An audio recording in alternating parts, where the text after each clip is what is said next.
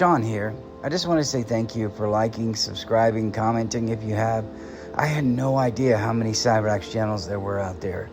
I mean, there are so many. I was actually shocked. Just a testament to what a piece of garbage Cyrax is. And if you hear an engine in the background, there's a kid on my block who has a mini motorbike, and he probably rides it for about 8 hours a day.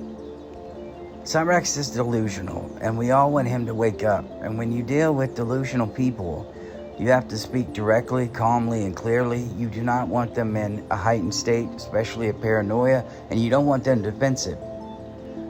When you talk to a delusional person, they're not going to be listening to the complete sentence. They're going to be waiting for words that might be threatening to them, that might be a threat to what they believe. Where you talk to them, because confront's a strong word, but where you have a reconciliation with them is important. It's got to be a non-threatening place. You're going to have to put them at ease, because if you don't, you're in a place with a lot of noise. It's going to stress them out. You don't want anyone else around. You want your voice to be the only one that's heard, and you want them to feel comfortable and calm and receptive. No matter how frustrating it can be, just stay cool. Talk to them, but stay cool. Any sign of aggression or frustration or agitation, anything that they pick up on, can put that wall right back up immediately. Interventions with 8 or 9 people, I don't think that would work for Cyrax. He would just see them as the enemy. Because if it's one person talking to him, it's one person's advice. But when it's a group of people and they're all saying the same thing, in his head, oh, they all got together and coordinated this, and this is an attack on me. Just like the trolls, they've brainwashed everyone. But I want you to keep it real. If it was Cyrax, you'd have to worry about this a little. But if you're dealing with somebody in your life, maybe bigger than you, may have tendency to be violent, make sure you're in a spot where it's safe and where you can get to safety if you need to, where you can get up and walk out, even if you have to make an excuse. The entire thing is safety and calmness. And that's where redirection comes in.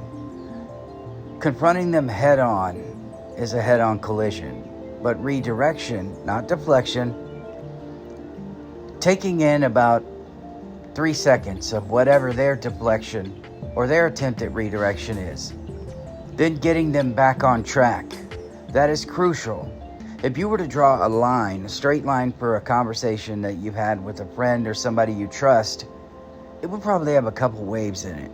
But when you're dealing with a delusional person, sorry, this is a lot to get out of my head. A delusional person, you would see swerves. Like you got off at the wrong exit and you had to get back on the freeway. And sometimes you may even see donuts where you're going in circles. You're going to have to be creative in how you think. Being able to take the words that they are saying to you, use them in a way that gets you back on track.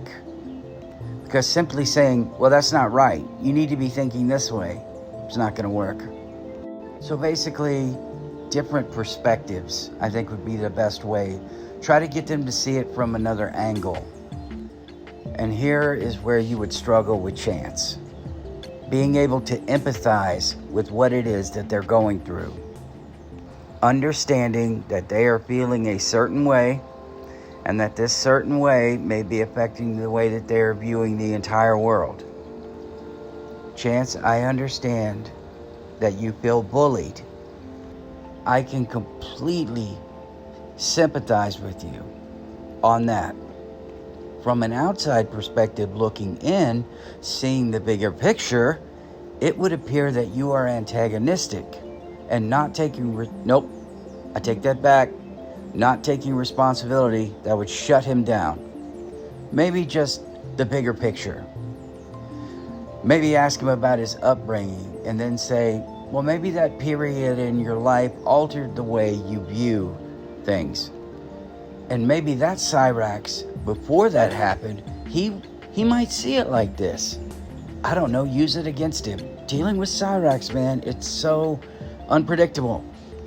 getting him to admit whatever emotions he's feeling, like scared, maybe anxiety. I deal with depression. No, you're just upset. You can't say this, but I'd say, no, Chance, you're just upset because you're not getting your way. You're not getting everything you've ever wanted.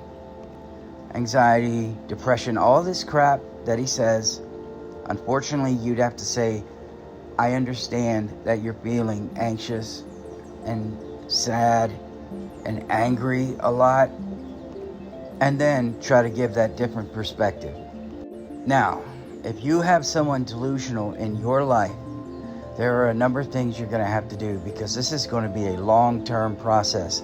It's going to be frustrating. You're going to bang your head against the wall. You're going to complain to your friends. You're going to talk to yourself. You're going to put your head down and just go, oh my God.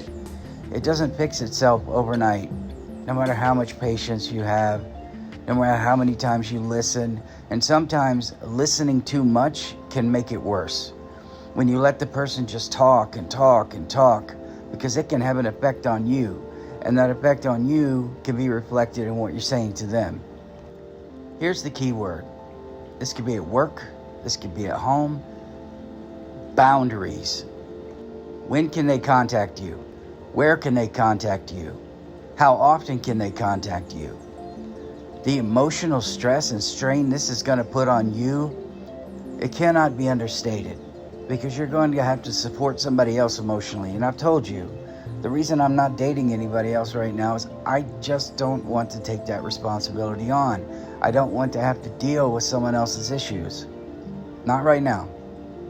And you'll hear this from a lot of people who just got divorced, because you hear a lot of terminology from them. Self-care. Self-care is very important. I'm not saying it's not important. It is important.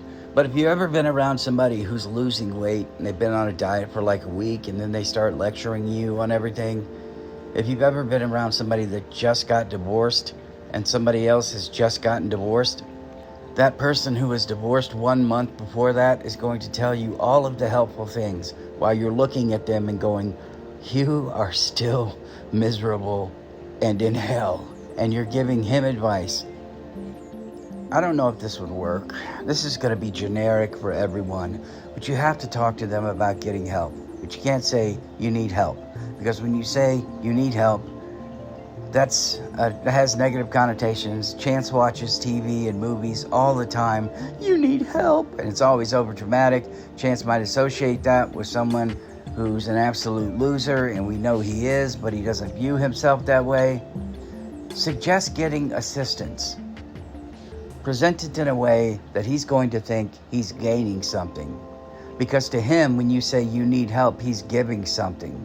He's surrendering. Now keep in mind, you can offer them to help them find a place to get help.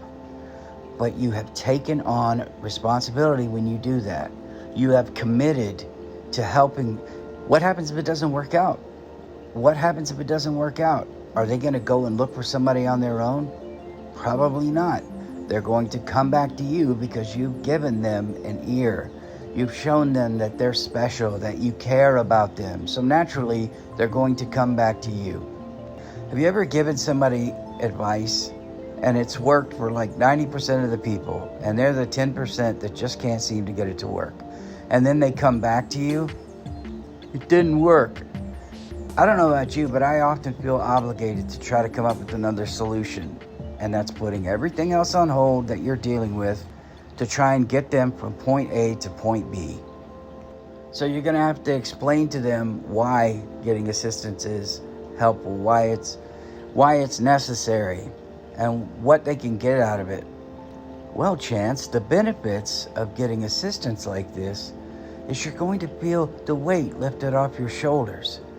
If you're not sure where to go, they can offer a different perspective. Maybe you'll finally hit your goals that you've been working towards, despite all the roadblocks you see. I would say you see because they're not really there, because he's delusional. And finally, whatever you do, and I'm telling you, if they're in your life, this is why I don't think I can get on the phone with Cyrax ever. Not just because I won't touch the poo, but because people like this piss me off. They really do. And I would get into a debate. disagreement.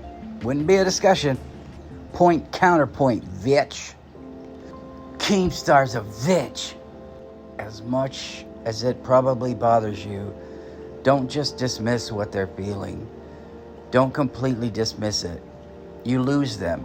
Well, they're not listening at all. They don't even understand what I'm going through. How could they possibly help me? They don't even understand.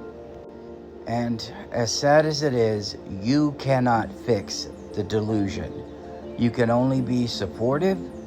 You can only be not an emotional crutch, an ear, right? Trying to fix a delusion, you may as well be pissing in the wind. You may as well.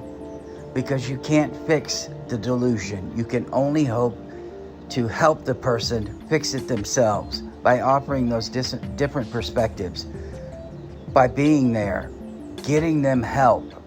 Please, don't try to fix the delusion. You will be in a debate and disagreement. You'll be in that state all day long.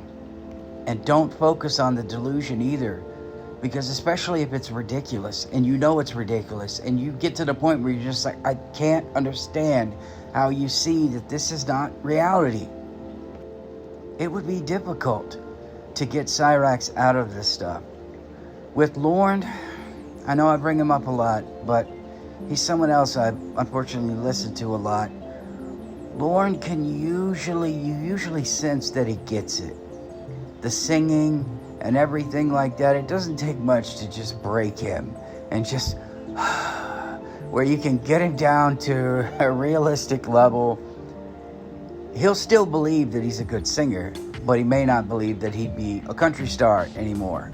Cyrax at this point, I don't know what you could do to convince him he wouldn't ever be a big music star. But those are just some general guidelines. Hopefully that helped you out if you're dealing with any psychos in your life. I wouldn't call them psychos, probably wouldn't work out very well. Anyway, I'll see you guys in the next one.